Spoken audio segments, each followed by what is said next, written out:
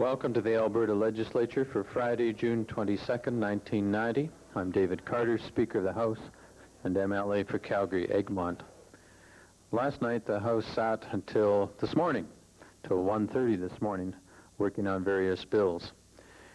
At the moment, there are 3 bills at second reading stage, 15 at Committee of the Whole stage, 2 at third reading, and 19 awaiting royal assent. This morning, after question period, it's expected that the House will spend its time dealing with second reading of Bill 37, Alberta Government Telephones Reorganization Act.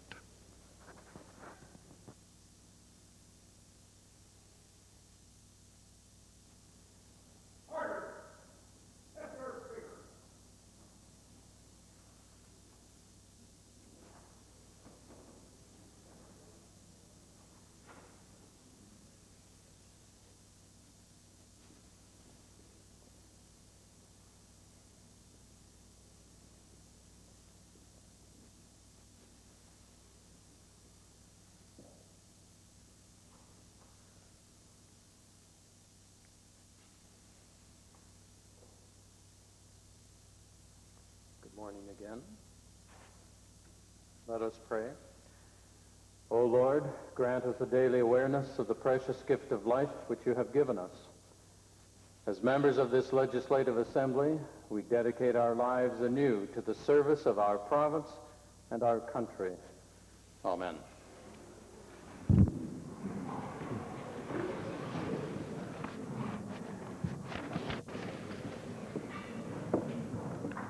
Introduction of visitors. Presenting petitions. Reading and receiving petitions. Presenting reports by standing and special committees.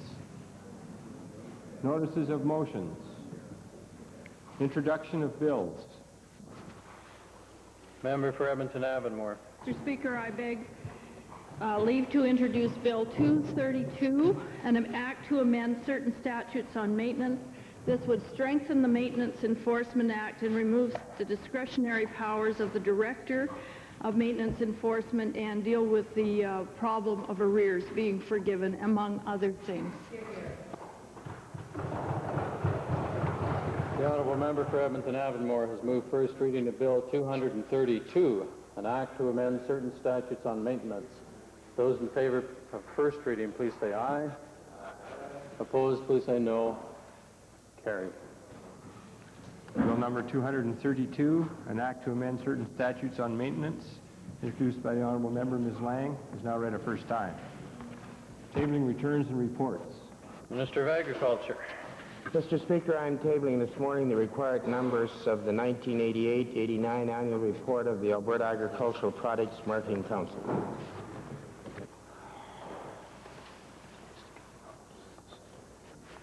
Member for Calgary Northwest.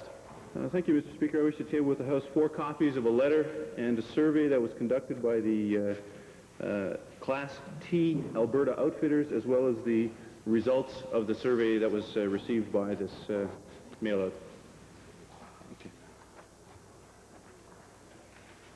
Introduction of special guests. That's a first. Ministerial statements. Oral question period. Leader of the Opposition. Mr. Speaker, this is moving along quickly. Yeah, right. Mr. Speaker, I'd like to direct my questions to the Minister of the Environment, Mr. Speaker. Mr. Speaker, the document issued yesterday by the Environment Minister frankly represents a long-awaited admission by this government that full public consultation is not a pain in the neck. It's absolutely necessary when we're discussing the future of our environment. Mr. Speaker, however, and it must be said at this point that this document is just words at this point, Mr. Speaker, and actions speak louder than words. Mr. Speaker, Hear, hear. I would point out again to this minister, as I did in the ministerial statement, that's convenient that nothing will happen until 1991 with any new legislation, and I expect that all those major pulp mills will have gone through, Mr. Speaker. Shame. Now, my question to the minister then is, if he really believes in this draft legislation that he put down, will the minister then reconsider his operating licenses to Diashawa, Weldwood, and Procter & Gamble until they go through a proper EIA process that he's talking about here, Mr. Speaker, and that he will recommend this. I'm asking this, things that he's recommending in his draft legislation, will he do with these projects, Mr. Speaker? Well, Mr. Speaker, I find it amazing that that the honourable leader of the opposition would single out one or two projects. One or two projects. I mean, Mr. Speaker, throughout this province, there has been industrial development over the past 100 years. Where do you draw the line? How far back do you go? I don't think that the honourable member knows that the Procter & Gamble mill has been on stream since 1972. Wellwood has been on stream since 1967. 1967. Where were you then, saying, in terms of saying that that project should undergo a review at that particular time in 1967 or 1972, Mr. Speaker? How far back do you go? Those companies have played by all the rules, Mr. Speaker. They have played by all the rules. Procter & Gamble will refit to become one of the cleanest mills, in the world. Wellwood is already a state-of-the-art mill, meeting the highest standards in the world. Diashowa exceeds all the standards, the highest achievable standards in the world. What more do they want? And they went through an environmental impact assessment process. Exactly. Don't be misled, Mr. Speaker, or anyone else. They went through an environmental impact assessment process, and they played by all the rules that were in place at that particular time. Mr. Speaker, talk. No action, Mr. Speaker, no action. Mr. Speaker, I'm talking about recent operating licenses that was issued by this minister in this session, Mr. Speaker. Don't hand us going back to 1972. Mr. Speaker, this minister's more worried about hurting Diashawa's feelings and doing the job for the environment what Albertans want, Mr. Speaker. But, Mr. Speaker, even giving him that argument that they played by this government's lax rules in the past, Mr. Speaker, let's turn to ALPAC, Mr. Speaker. And I'm going to ask the minister this. Would the minister then commit himself here and now and indicate that any new proposal from ALPAC will have to go through full public hearings as advocated in this document, Mr. Speaker? Well, you know, they keep asking the same questions day after day after day. They can't understand the answers. They won't listen to the answers. The simple fact is that this particular proposal, the revised proposal, is under consideration by this government, a government elected to make decisions, and we will be making an announcement in due course. Well, Mr. Speaker, Mr. Speaker, this minister tries to be the champion of the environment. That's a bunch of hogwash, Mr. Speaker. He can't even use the same arguments. Right. Now, Mr. Speaker, this is a new project. 4,000 Albertans told him they didn't like these pulp mills, Mr. Speaker. Is he saying that those 4,000 Albertans can go do what they want, that he's going to move ahead anyhow? That's really what he's saying to the people of Alberta. And this is just a bunch of hogwash, isn't it? I don't know what the question was, but it's not a lot of hogwash. This is I think it's sort of a gorgeous document, as a matter of fact. I think it's a very, very nice document. It's a very, very nice document, and Mr. Order. Thank you.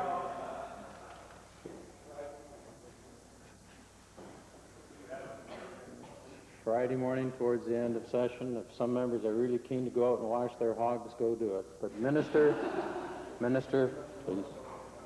But, Mr. Speaker, I am so very, very happy that the honourable leader of the NDP party has raised this issue, because it gives us an opportunity as the government once again to say to the folks in this province, this is your bill, this is your legislation, and I welcome the honourable minister's comments. And for anyone else who wants to comment, Mr. Speaker, the number is 1-800-661-5586.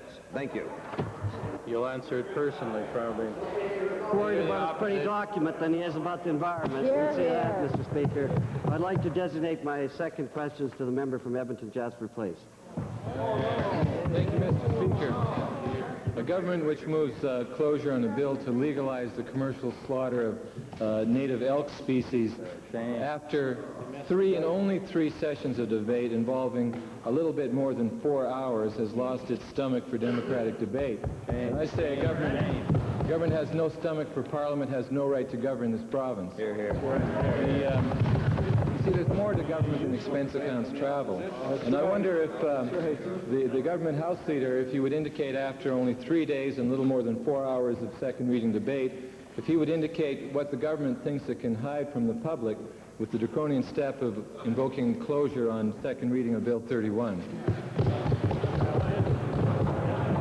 The opposition party, the NDP party, has indicated they have no intention whatsoever of letting the bill go through, and they've made it very clear.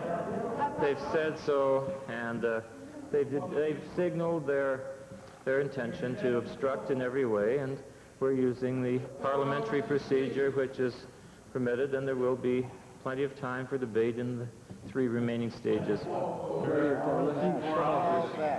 hours of debate is not obstruction, and it's absolute misleading to say that. A great many Albertans have expressed concerns to MLAs all around this chamber. The commercial slaughter of elk may result in possible contamination of wildlife by disease, parasites and crossbreeding. There's been concerns expressed about poaching, and wildlife for penned and slaughtered support for habitat and wilderness protection decline, and that's a fact, Mr. Speaker. The Chief Warden of Jasper National Park has indicated that this bill will cause poaching problems that they can't enforce, and is asking for the use of sidearms to protect themselves. I'm wondering if the Deputy Premier would indicate these are the concerns that the government hopes to hide through the use of closure in this House. The government has nothing to hide. Final. Edmonton Jasper. Well, they're certainly hiding from debate. Under Alberta law, the game range is defined as the raising of elk for the purpose of human consumption. And the Premier's assurance is, of course, that game ranch would never be allowed or a matter of public record. I've tabled letters by other members of the government. Today I'd like to table a letter signed on the 23rd of May by the Minister of Forestry, Lands and Wildlife, promising that no changes respecting the matter of sharing administration of big game farming with Alberta agriculture will occur without full debate in the legislature. This is their idea of full debate. I'd like to table that. I wonder if the Minister of Forestry, Lands and Wildlife would indicate that he realized when he signed the letter that they were going to invoke closure, or is it possible even he failed to realize how low this government has sunk? Mr. Speaker, the NDP party, the Socialist Party of the Vote No Society, has always looking for worms under rocks and things like that to try and find something to work with. And they're all over there. We've been debating it for 20 years. Mr. Speaker, it's absolute nonsense, half of the things that they're bringing up, or all of the things they're bringing up, because, Mr. Speaker, I'm proud to have written a letter saying that there would be full debate in the legislature, but I mean, the debate that I've heard so far has been rambling on and on. There is going to be debate yet in the legislature. The bill is now at second reading. It has committee stage and third reading. All members are going to have the opportunity to voice their concerns, and many concerns are legitimate, Mr. Speaker, in that people are concerned about wildlife, and when they see this bill and have a good look at it, they'll see that wildlife is protected, and that poaching and all those other concerns aren't really a legitimate problem, and invoking closure on this bill.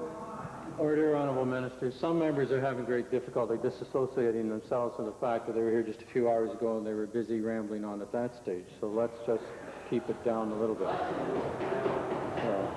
It's on both sides of the House. Perhaps we could see and recognize the member for Edmonton Meadowlark on behalf of the Liberals. Thank you, Mr. Speaker. Mr. Speaker, with the introduction of the Environmental Protection Enhancement Act bill yesterday, we have seen yet another batch of environmental promises from this Minister of the Environment. Of course, the question remains to be debated as to whether or not he can deliver on this. To the Minister of the Environment, would the Minister please tell us why anyone would believe that he can deliver on this particular piece of legislation after seeing him overruled on the ALPAC recommendations, overruled on his decision to subject Dayashawa to public hearings, and summarily pushed out of the way on the NRCB legislation. Well, it's absolute baloney, Mr. Speaker. This member has no idea how government works. He will never have an understanding or an opportunity to know how government works. Unfortunate, but fortunate for us. Fortunate for us because we're in a position to make sane, responsible, well thought out decisions. Mr. Speaker, if the honourable member wants to know about this government's record in terms of environmental protection, perhaps we should go right back to 1971, when this was the first government in this country to have a standalone Ministry of the Environment, the first government to institute something as simple as deposit for return on beverage containers, the first government to put in place a world-class environmental research center at Vegreville, the first government and the only government to date that is capable of handling hazardous waste. When you want to look at what has happened currently, Mr. Speaker, all we have to do is look at the fulfillment of our commitment to the Roundtable on the Environment, to the Environmental Council of Alberta to restructure and strengthen that particular agency, to bring in new, comprehensive, exciting legislation that's going to strengthen and bring together all the environmental laws and take us through this decade and into the next century in an environmentally sound manner, to prepare in conjunction with my colleague, the Honourable Minister of Energy, a clean air strategy for this province, to bring in under the leadership of the Honourable Premier, a center of expertise for special waste management. I could go on and on, Mr. Speaker. That is this government's record in environmental protection. And one of the leading environmentalists in this province, Mr. Stasinski, said yesterday that this is probably the strongest proposed environmental bill in the country. Supplementary, Edmonton Metal. If this minister understood how government worked, perhaps he could get his cabinet colleagues to agree to some of his ideas. The government asked for public hearings. This minister asks for public hearings on this bill, and yet we don't get public hearings into the NRCB, despite the fact that the EIA task force called for that. Is there a consistent policy on whether or not we have public input into this kind of decision-making process, or is it a decision that is simply based upon the whim of some capricious minister at whatever given time on whatever particular political instinct strikes him at that moment? Well, Mr. Speaker, where is this guy? Does he just sit there and sleep or dream or, doesn't he understand what's going on? The NRCB is one component of the environmental impact assessment process. One component. And yes, we're establishing that bill at this particular time and through this legislature. But as we evolve into public discussion on the Environmental Protection and Enhancement Act, there will be full debate on the NRCB and all other issues relative to environmental impact assessments. Nothing is cast in stone, Mr. Premier. That's why we have in the legislature the ability, Mr. Speaker, the ability to amend and to correct and to improve. That's what it's all about. That's what the exercise is all about. And the honourable member for Meadowlark will have an opportunity to participate along with other Albertans, and I invite Albertans to participate in this process. The number is 1-800-661-5586.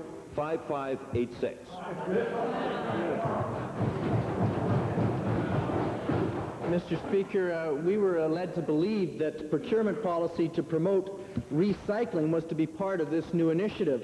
Of course, it's going to take as much as a year to get this bill passed. Are we going to have to wait 1 year for this legislation to pass before we see any concrete policy, for example, a government procurement policy to buy only recycled paper and to insist that government-funded institutions and municipalities buy only recycled paper? Here, here, here, here. Well, I think the honourable member is going to be pleasantly pleased when my friend and colleague, the Honourable Minister of Economic Development and Trade, and myself bring through a program, and stay tuned, it's going to be exciting. It really is going to be fun. You will like it, because it's going to have within it all the things that you want, all the things that you want. Enhanced collection and separation of recyclables. It's going to have encouragement for industries to come here and offer a new kind of diversification by taking those recyclables and adding value to them. And yes, it's going to have within it a policy whereby we will be able to buy back recycled Alberta materials produced right here in Alberta on a priority basis. That's good news. We've already started. The Honourable the Minister of Public Works Client Services already sent out directives that where it's economically feasible to buy recycled products and to use recycled paper. If you look through the government offices, you will find paper chase. You will find separation bins. I think that we've done a very... Order, please. Let's... Okay.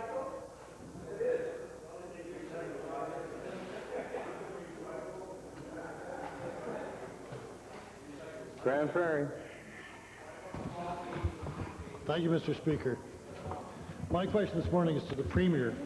Mr. Premier, in the topic of Meech Lake, as we understand it, or as we're confused by it, has been dominating the news and all our minds recently. It's been moving quickly in all its various ramifications, and we're wondering if you could please bring us up to date on where is Canada and Alberta today on the whole topic of Meech Lake. Well, Mr. Speaker, I guess today the number one expression I have is watching the progress of constitutional reform in this country is one of sadness. One of sadness because I believe we are seeing a very progressive package of constitutional reform which is positive for Alberta and positive for Canada being blocked. And it's, I guess it should bother every member of this Assembly because it is a package that this Assembly, the elected members elected by the people of Alberta, endorsed unanimously. And it is now being blocked. I find it sad because I've expressed in this legislature the consequences of failure. The consequences of failure, I think, are still the same. And that is that we have now a risk for our country, risk of lack of confidence in Canada's stability, concentration on those things that pull us apart rather than those things that unite us, and on specific issues like Aboriginal rights and Senate reform, a complete stop to the progress that we've been able to build and the momentum we've been able to build on those issues. And I think the concentration on destroying rather than building is a sad commentary for Canada right now. Thank you, Mr. Speaker. But Mr. Premier, do you see any, or what are the options for Alberta now? Do we have a backup plan, or what scenarios are available to us? Mr. Speaker, I've discussed with various First Ministers this week, Prime Minister, available options. They seem to be very few. If you consider how ironic it is that we have, if the Newfoundland legislature approves this, you will have all the legislatures in agreement with it, because we already know that the three leaders of the Manitoba legislature are committed to it, and their parties are. So you would have then all the legislatures who are now behind it and supporting it, and yet have it unable to proceed. I think that's ironic. I think it's sad, and I think it calls into question, you know, the commitment of elected people in this country towards building a united Canada, a stronger Canada. And I think it's come back to my original comment, a feeling of great sadness. Calgary Forest Lawn. Speaker, this government's inability to learn from its past mistakes is truly astonishing. This government is making loans and taking an equity position in Westcan Malting, a company without a proven track record in the industry. At the same time, this is putting the development plans of a well-established company in jeopardy. My question, Mr. Speaker, is to the Minister of Agriculture. Why is his government putting taxpayer dollars at risk in an unproven venture when an established company is prepared to put its own money into upgrading its Calgary plant and may now have to cancel these plans? Mr. Speaker, as I've stated before in the Assembly, the involvement of the Agricultural Development Corporation, our agribusiness lending arm in the Wascan project, is purely commercial. I've had recent meetings with Canada Malt. I knew their concerns before we proceeded with their venture. They certainly reiterated them at the last meeting. We're convinced that to bring vitality to rural Alberta means value adding to agricultural products. There are two strong proponents in the Wascan project, and we're confident it will proceed and be successful. Well, Mr. Speaker, this government thoroughly fouled up the red meat industry by giving money to Cargill, thereby creating a substantial overkill capacity in the industry. This led to ultimate plant closures, loss of jobs, near bankruptcies. The situation is a mess. So my question is to the Minister of Economic Development and Trade. By putting taxpayers' dollars into Westcan Malting, what assurance can he give us that this will not lead to the same kind of havoc that exists in the red meat industry? Mr. Speaker, I think it should be clear that the participation of this government with the Cargill plant at High River was under a normal agricultural processing marketing agreement that many other firms have accessed. I think if the honourable member would get up to date with the industry, he should realize what is going on right now is a rationalization of that industry, which is necessary if it's going to remain competitive in the North American and world marketplace. You may try, Mr. Member. Calgary Northwest. Mr. Speaker, the outfitter and guide policy that was announced by this government last year has got very little support amongst the industry, and it has eliminated several smaller players from the field, and some may be eliminated for a total of 3 years. The Outfitters and Guides conducted an independent survey. I tabled 4 copies for the House today, and I have copies for all members as well. The survey shows that only 7% of the guides support the policy as it is currently written. The vast majority feel they have no input into the policy as it was developed, and obviously there are some very severe problems with this particular policy. My question to the Minister is that given that only 7% of the outfitters and guides actually support this, and 86% wanted to see a return to some kind of a trophy fee allocation system, will the Minister please explain why this policy is continuing to be the policy of this government? Why is he pushing it the way he is? Mr. Speaker, this has been a very difficult issue to deal with and a very sensitive one to try and come to some resolution on. The industry themselves was not able to come to a resolution on that, and so back in August of 1988, I established an MLA task force that traveled to other provinces and states to see what they were doing, to find out if there was some common thread that we could use to bring some stability to the industry here. Then in December of '88, the industry themselves had elected an executive and established an organization in this province to work with all outfitter guides. And I appreciate a copy of the survey from the honourable member because I had not seen it before, but the survey that he's speaking of here is not all outfitters and guides in the province. It's the ones that were in that particular survey. Because the executive and the Outfitter Guides Association of Alberta held a meeting at which they agreed that this policy is the one they supported. The difficulty that they had, Mr. Speaker, was whether it should be a tender process and how would you pick the winners and losers. And they agreed on a tender process, so I agreed to go along with them on that. Then they changed their mind and decided on an auction process, so I changed the system and agreed to an auction process. And there are some smaller operators that may be negatively impacted. So to make sure that that's protected, we're in the process right now of establishing what's called a hardship review committee that will be made up of members of the association themselves and outfitter guides in this province to review specific areas of concern. But I must say that there is not unanimity among all guides and outfitters. They're very great individuals, and they see things in a different light. But generally, they're extremely happy with having an umbrella association, and we all know it's going to take a year or two for everything to settle, and they'll have to work their way through it. But I've told them that they must work it out together as an industry, and we as a government are prepared to help them in any way we can.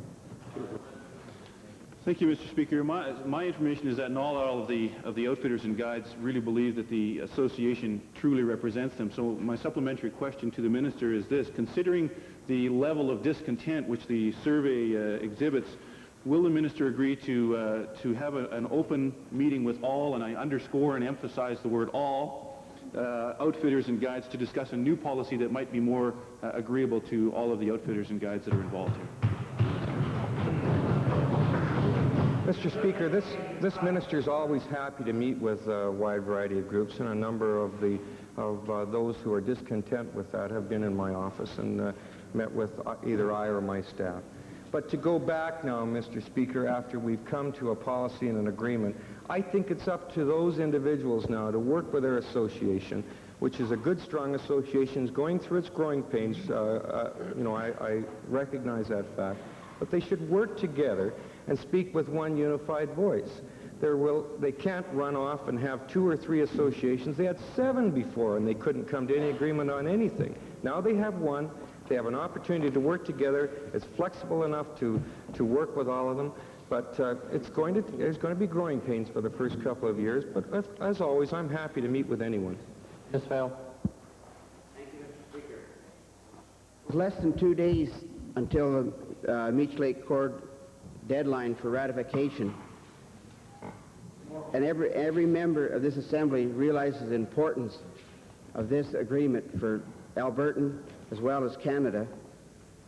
It's my understanding, Mr. Speaker, that Quebec will not extend the June 23rd deadline. My question to the Premier is, could the Premier give the reasons why this cannot be extended? Mr. Speaker, I think the honourable member raises a good point. The June 23rd deadline is not a part of the Meech Lake package or the recent discussions in Ottawa. The deadline is a result of a constitutional amending formula that was provided to us, if you like, or left to us, if you like, from the 1982 constitutional amendment when our Constitution was patriated. Because in that Constitution, and nothing to do with Meech Lake, there was put in place this 3-year process. And the 3-year process does run out on June 23rd. The province of Quebec is not able to extend it. It's something that is in our Constitution, and it's not their desire to have it run out on June 23rd, but rather it's the constitutional process that previous First Ministers provided for Canada, and that we now must, until we're able to change and amend the process, and as I pointed out in this assembly last week, as part of the discussions last week, we have in fact put in place, or we're prepared to put in place, a total review of that process, including the 3-year rule, because it does provide, with elections and changes of premiers and so on, some real problems to future constitutional reform. But I should make it clear, the date has nothing to do with Meech Lake package itself, but rather something that we have within our Constitution now. My supplement is there a process in place that will bring Quebec and the rest of the province back to the table for bargaining? And what is the chances of that happening? Mr. Speaker, as members know, that I've expressed here how strongly I feel about the need for our country to be united.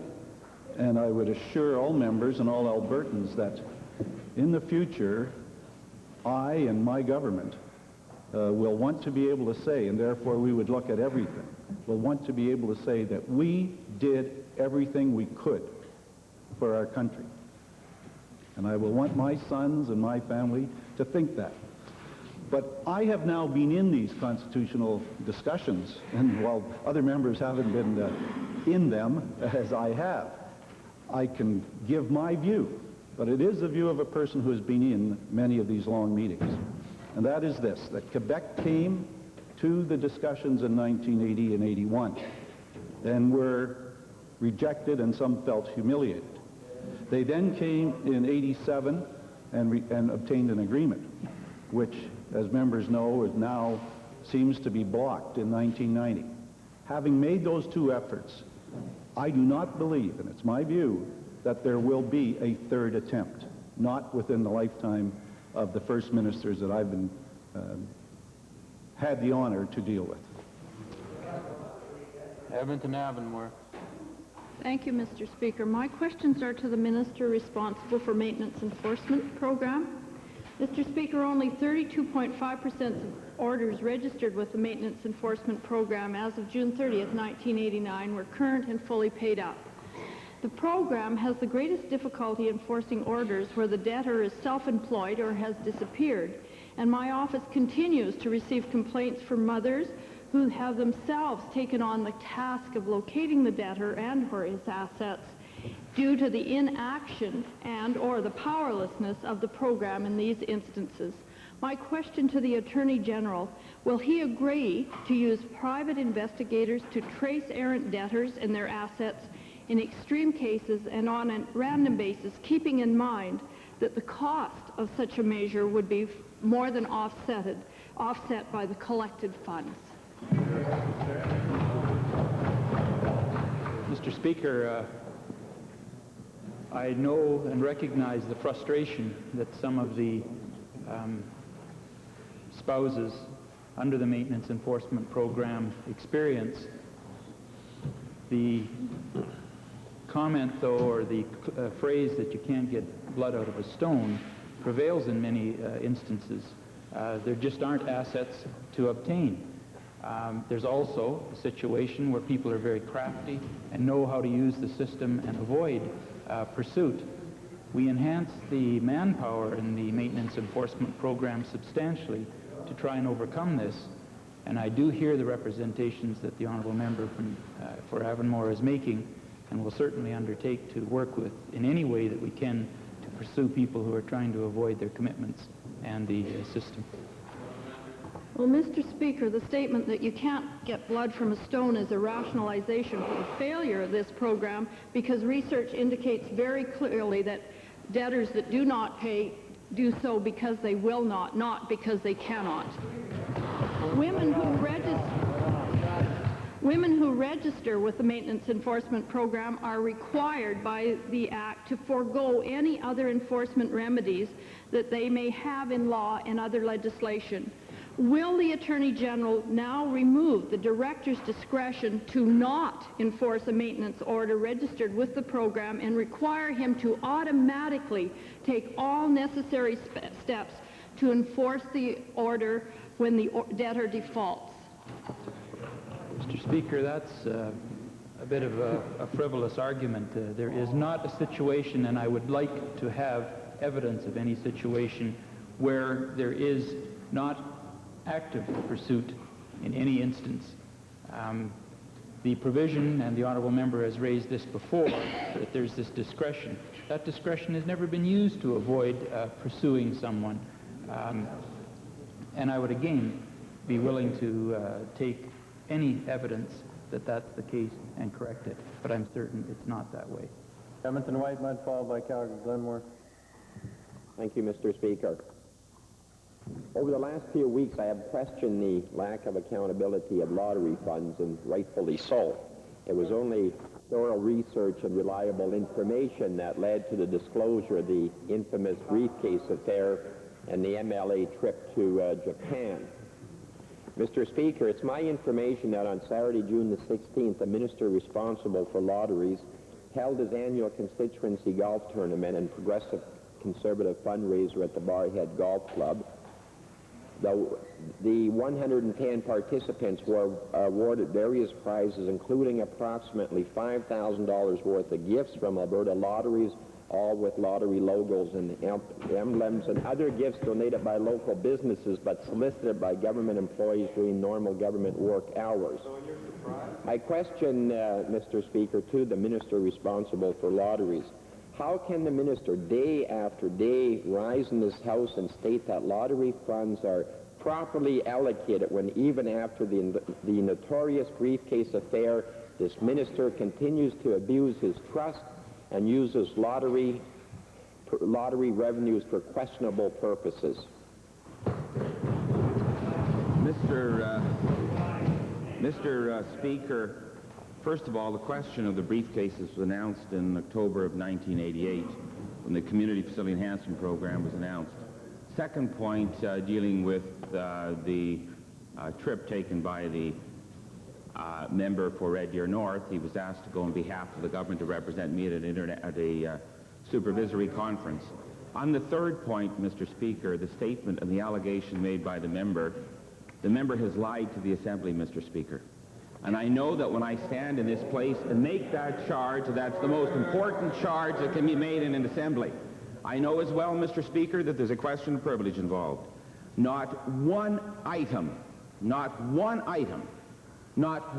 cent of anything related to Alberta Lotteries was used in the golf tournament in Barhead on the 16th of June.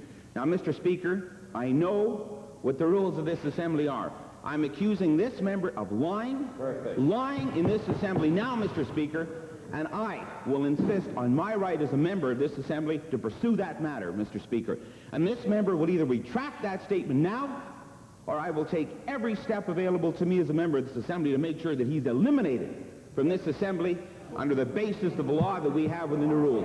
Not one item, not 1 penny of lottery funds were used in any activity with respect to a golf tournament in Barhead on June 16. Order, please. Order in the whole House. Order in the House. Order. The whole House knows the seriousness of the matter of privilege, and the Chair was greatly concerned with the comments made by the member asking the question. Order. No, order. Order, please. Perhaps the House will be gracious enough to allow the Chair to finish his comments. Indeed, the matter is very much underlined in terms of the matter of privilege by the comments made by the Minister of Public Works, Supply and Services. The matter is duly noted. And the question goes to the member for Edmonton Whitemud first, before he goes on to any supplementary. Is the member prepared to withdraw any statement? Mr. Speaker, I'm not at this time. Supplementary, Supplementary, Mr. Speaker. Because of previous disclosures of what I feel is the improper use of lottery funds, information is given to us, and we have an obligation to pursue that information because of the lack of accountability of lottery funds, and I'll continue to do it. Will the minister, Mr. Speaker, will the minister tell this House if any employees of his department or of lottery funds, or if there was any involvement of any sort from Alberta Lotteries or from government employees in that fundraising golf tournament? Any. Mr. Speaker, I repeat what I said in the first statement. I'm demanding that this member retract his wild allegation, Mr. Speaker. He has no right to lie in this Assembly, Mr. Speaker, and he has done that. Order, Honourable Minister. Honourable Minister. Order, Westlock Sturgeon. Order.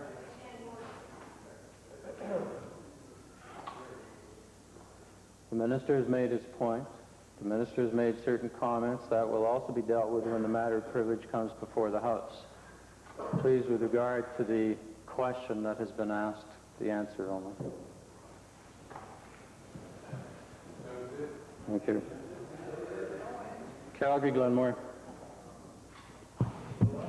Mr. Speaker, there seems to be doom and gloom predicted in our country by economists. Order, please, in the whole House. And the recession is predicted as early as this fall. And most Albertans are enjoying prosperity and are unaware that economic changes could erode our ability to enjoy this high standard of living that we're used to. I've recently met with the Canadian Manufacturers Association at their annual meeting, and they're saying that Canada's competitive position is slipping in the areas to create wealth and generate economic growth that pays for the needs of society. And in short, we are becoming poor by comparison to other countries. And given the importance of this change, I wonder if the Minister of Economic Development and Trade could outline our government strategy in developing new markets and new opportunities with the private sector.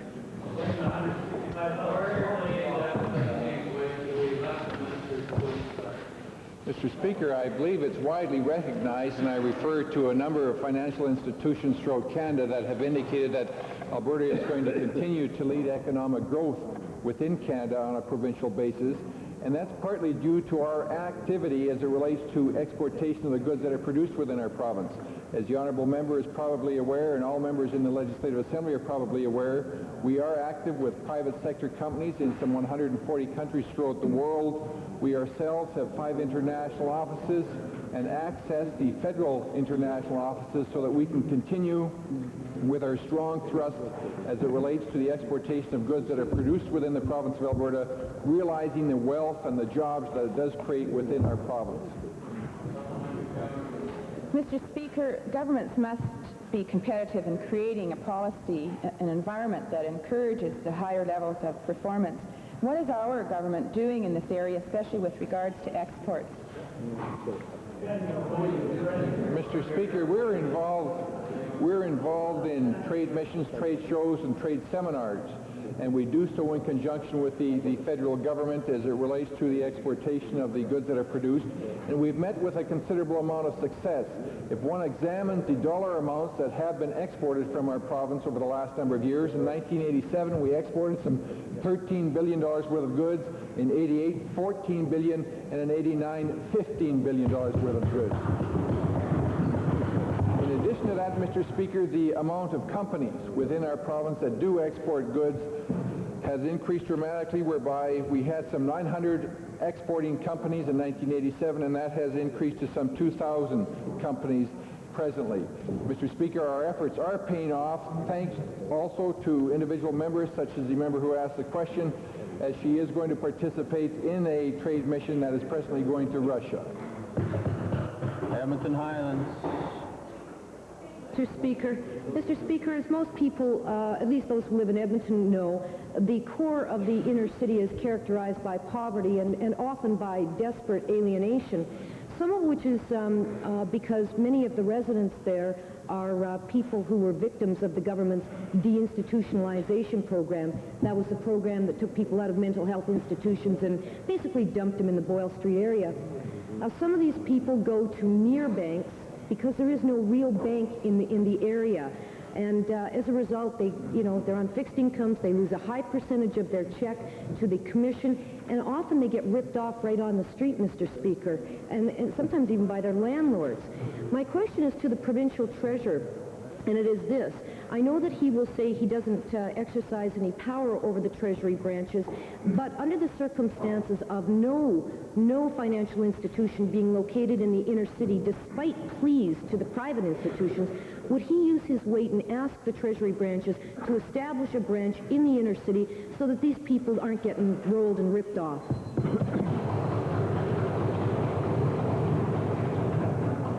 Speaker, I'll undertake not to commit to a branch, but to commit to have a look at it for the honourable member.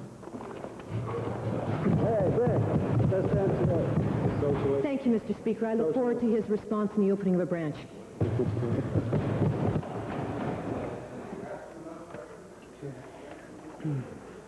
Might we revert to the introduction of special guests? Opposed? Carried. Thank you. First, Minister of Tourism, followed by the member for Calgary McCall. Mr. Speaker, it's a pleasure to introduce to you and through you to the members of the Legislative Assembly a school group from the constituency of Wetaskiwin Leduc. A class of grade 5 students from the St. Benedict School in Leduc are here for a visit. There are 26 students in attendance along with 5 adults. They're seated in the members gallery, and I wish that they would rise and receive the warm welcome of the Assembly.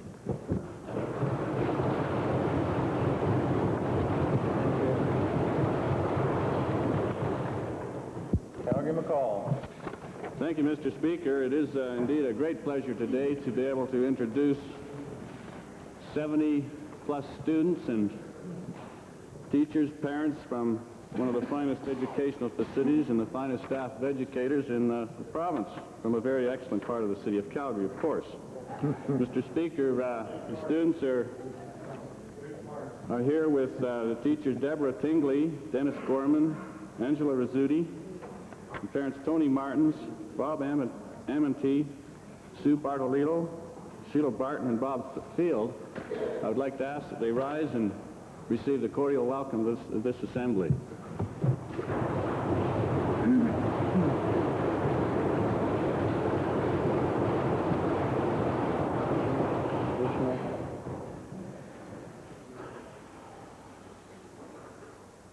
With regard to the exchange that took place earlier in question period, the chair notes that under Standing Order 15.1 and subsequent sections that the matter of privilege has indeed been raised at the earliest possible moment.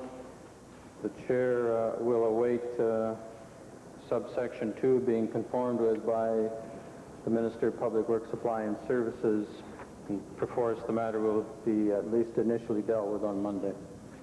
Orders of the day.